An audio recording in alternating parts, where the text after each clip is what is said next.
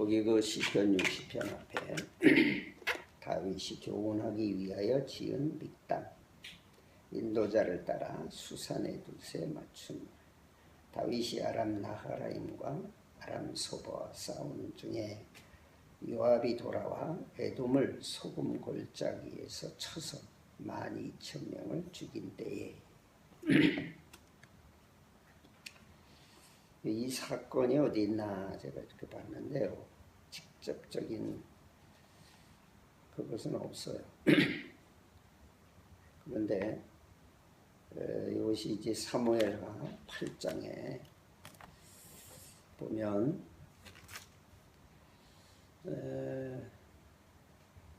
다윗이 그 주위의 나라들을 다 쳐서 항복을 받고 조공을 받게 됩니다. 사무엘하 8장 6절에 이런 말씀이 있어요. 다윗이 다메섹 아람에 수비대를 두매 아람 사람이 다윗의 종이 되어 조공을 바치니라. 다윗이 어디로 가든지 여호와께서 이기게 하시니라. 그 하나님께서 참 다윗을 사랑하셨어요. 그래서 다윗이 그 사울 왕에게 쫓겨다니는 참 그 고난을 겪죠. 그 고난을 잘 감당해서 드디어 이제 다윗이 왕이 됩니다. 얼마나 쫓겨다녔는지 정확한 기록은 알 수 없어요. 그러나 이제 그 30살에 왕이 되죠. 그 뒤에 이제 하나님이 다윗을 도와서 그 주위의 나라들을 다 평정하고 이제 나라가 태평하게 됩니다. 뭐 그 주위의 모든 나라들 뭐 블레셋 우선 그 하여튼 철천지원수 블레셋 그 블레셋이 이제 항복하고 조공을 바치고 모압, 암몬 또 저 위에 아람 여기 아람 나라 아람도 뭐 대단히 큰 나라죠. 근데 그 나라도 조공을 바치고 그런데 요 뒤에 가면요 암몬 족속 암몬의 왕이 죽었어요. 그래서 다윗이 문상을 하러 신하를 보냅니다. 근데 그 아들이 왕이 돼가지고 이 다윗 왕이 보낸 그 신하들을 이 신하들을 말하자면 부끄럽게 해요. 그 옷을 볼기가 나오도록 자르고 수염을 다 잘라버리고 그렇게 돌려보내요. 이스라엘 사람들은 그 율법으로 이 수염을 이렇게 잘 이렇게 뭐라 그래요? 다듬기만 하지 자르지 않게 돼 있어요. 남자들은. 그래서 다 그 수염을 기르잖아요. 지금은 뭐 이제 많이 바뀌었는데 이것은 아주 그래서 이 신하들이 왕 앞에 가지를 못해 부끄러워서. 그래서 이 암몬과 이제 암몬이 반역을 하는 거죠. 자기네가 이제 이만큼 컸다 이거죠. 그래서 그 아람도 이게 자꾸 조공을 바치고 지내는 게 이제 조금 이제 기분 나쁜 거예요. 그래서 아람하고 에돔 하여튼 모르겠어요. 이 사람들이 왜 갑자기 이렇게 연합군을 만들어서 다윗을 치는지. 하여튼 그 사건입니다, 이게. 근데 이제 이 시편을 보면 1차 전에서는 이제 지는 거죠. 그럴 때 다시 이제 전열을 갖추고 싸워서 결국 승리를 합니다. 그 실패의 원인은 뭐 잘 모릅니다. 자세히 안 나와 있어요. 근데 직접적인 그 원인은 그 11장에 나옵니다. 다윗이 요때 그 나이도 이제 들었고 1차 나가서 싸우다가 들어와요. 성에 들어와서 이제 부하들은 다 지금 이제 계속 암몬하고 지금 싸우고 있습니다. 이때 이제 다윗이 밧사바 사건이 생깁니다. 그것이 11장에 나오고 그것이 이제 12장 끝에 가서 이제 요압 장군이 암몬을 이제 쳐서 점령하기 직전에 다윗한테 연락해서 내가 점령을 하면 내 이름이 높아지니까 왕께서 오셔서 마지막 점령을 하십시오. 그리고 요압이 이때는 아주 대단한 그 충성심을 보입니다. 아도니아가 반역할 때 요압이 앞장서죠. 그래서 비참하게 죽습니다. 요압. 여러분이 참 이 역대상하, 열왕기상하, 이 사무엘상하를 보면요, 참 여기서 많은 지혜를 얻을 수 있습니다. 요압은 평생 그 다윗의 군대 장관으로 다윗을 위해서 목숨을 바친 사람인데 가끔 이 요압이 교만해가지고 다윗을 거역합니다. 몇 번 거역하죠. 그게 이제 사울의 군대 장관 아브넬. 자기 동생이 전쟁하다 아브넬한테 죽었거든요. 근데 이 다윗 왕이 아브넬을 이제 받아들이는 거예요. 거기에 대해서 이제 왕이 부른다고 거짓말을 해서 아브넬을 불러서 몰래 칼을 숨겨놨다가 죽였다. 다윗은 그때 무슨 조치를 취하지 않습니다. 그 다음에 또 압살롬 군대 장관이었던 아마사를 또 그렇게 죽여. 그때는 아마사하고 아무 적이 없었어요. 근데 다윗이 아마사를 계속 자기 신하로 두겠다 하니까 모르겠어요. 이제 아브넬이 자기도 나이도 있고 그래서 이 젊은 아마사를 자기를 이제 군대 장관에서 빼고 아마사를 시키지 않나 그런 생각에서인지 아마사도 몰래 죽여버립니다. 그러니까 이제 다윗이 온 이스라엘과 이렇게 이제 다 이제 평화스럽게 하려고 그냥 비록 잠깐 실수로 자기를 반역하는 데 앞장섰지만 용서를 하거든요. 그러니까 주님께서 이제 주신 하나의 그 온유함인데 요압이 이제 그거를 중간에서 방해를 한 거죠. 그래서 이 연합이 늦어져요. 온 이스라엘이 다시 또 화합하는 그런 것이 이제 무너지게 되죠. 그래서 또 전쟁이 계속됩니다. 하여튼 이런 내용들은 지금 새벽에 다 설명할 수는 없고 그 모든 과정이 뭐냐면 인간의 우리의 속에 남아 있는 그래서 이게 사탄이죠. 이제 사탄이 항상 우리의 약점을 가지고 우리를 자꾸 이제 흔들어요. 다윗도 이게 하나님이 승승장구하게 하시니까 이게 방심하는 거라, 방심. 말씀과 기도가 중단되고 뭔가 우리가 모르게 뭐에 바쁘게 다니다 보면 뭐에 몰두하다 보면 이게 주님 생각을 잊어버리는 거예요. 그렇게 되면요 사람이 한순간에 바보가 돼요. 미련하게 행하고 깜깜해지는 거죠. 어두움에 빠지는 거예요. 그러면 판단력도 흐려지고 지금 내가 바른 길을 가고 있는지도 모르고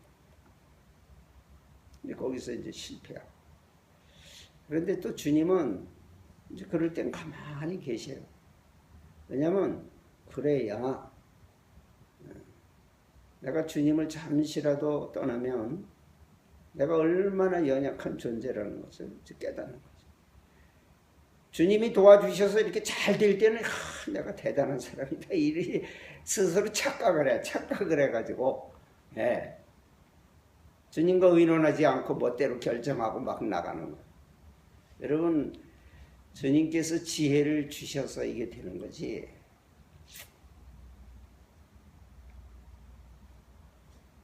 제가 지금 참 여기서 항상 이렇게 영적으로 제가 긴장 상태에 있습니다. 이제 이거를 이렇게 하루 전에 제가 봅니다. 보고 어떤 때는 뭐 여기서 뭐 특별히 뭐 이렇게 뭐 있나 깜깜해요. 이렇게 이러고 뭐 그냥 쉰데 아무 생각이 안 나. 아무 생각이 안 나. 예? 그 이제 기도하면서 그냥 또 지내다가 또 한번 읽어보고 또 읽고. 그래서 또 이 사건이 무언가 또 보고. 여러분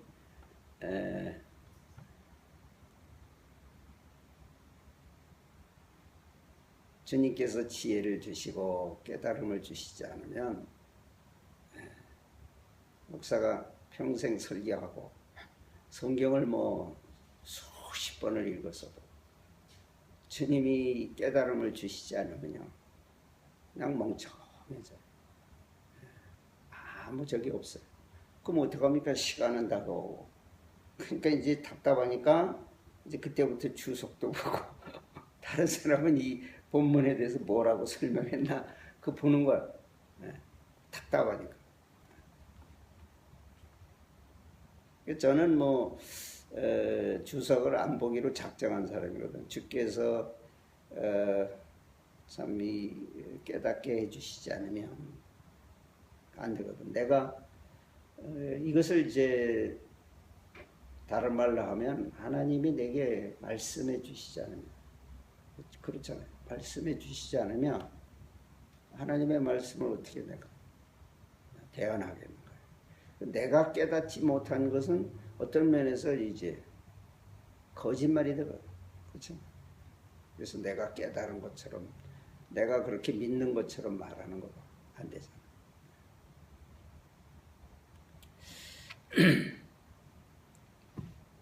저도 뭐 평생 경험이 그렇고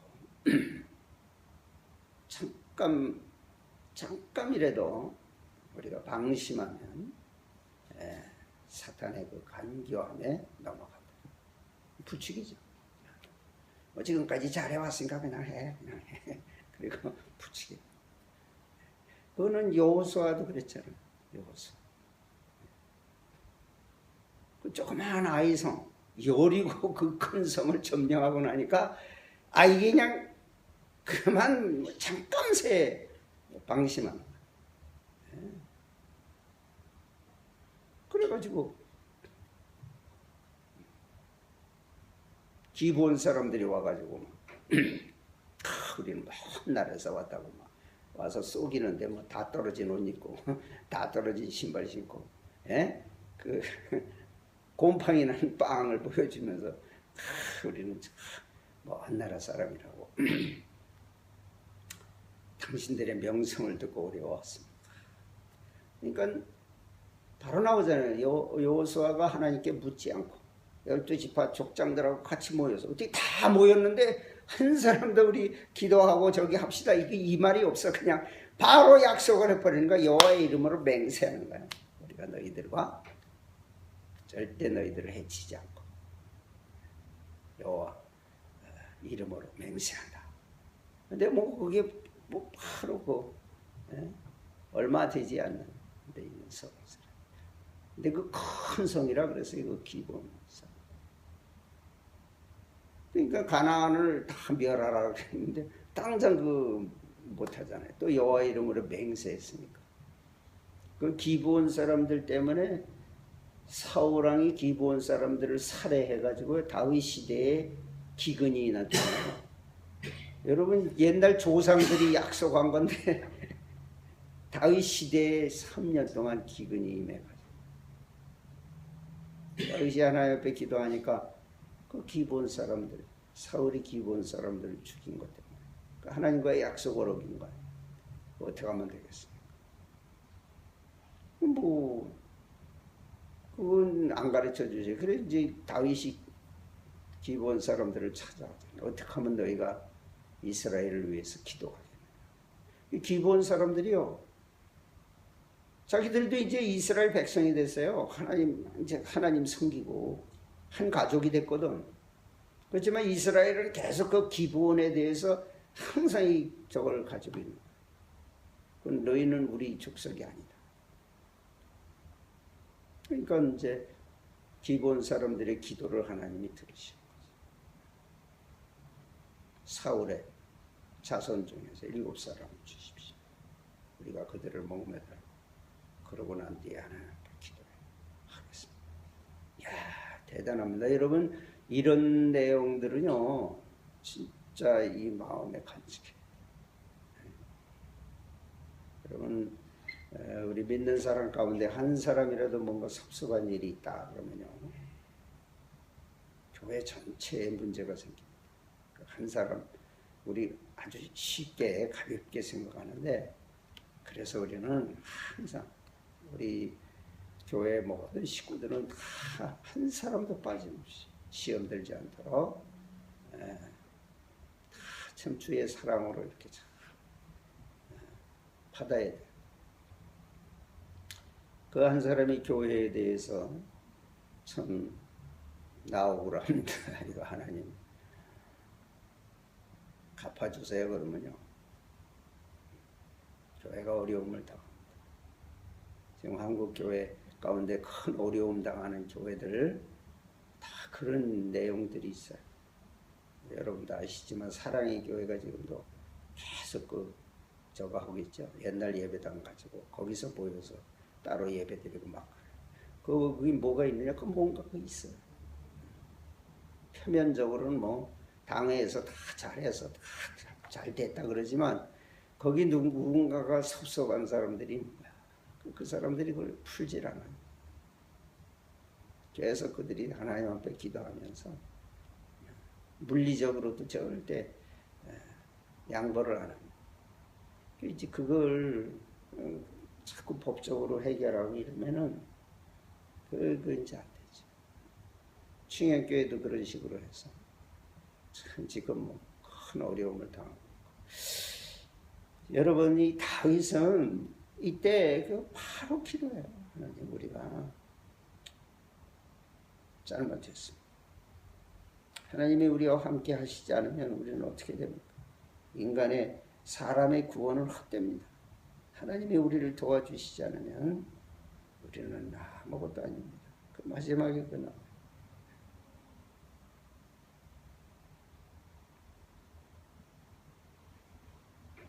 항상 다윗은 이런 일을 당할 때는 바로 회개하죠.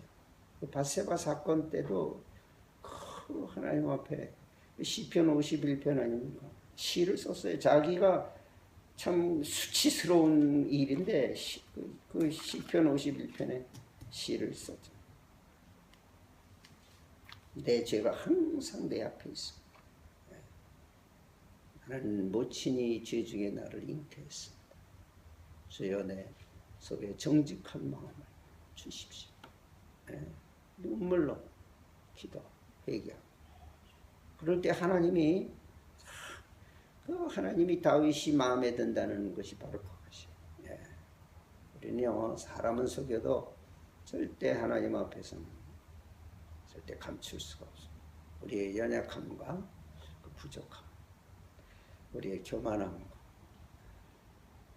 우리가 주님이 해주실 것을 기다리지 않고 내 욕심대로 행하는 모든 이런 것들, 주여 내 마음을 정하게 해주십시오. 기도하면서 주님과 동행하는 하루가 되시기 바랍니다. 기도합시다.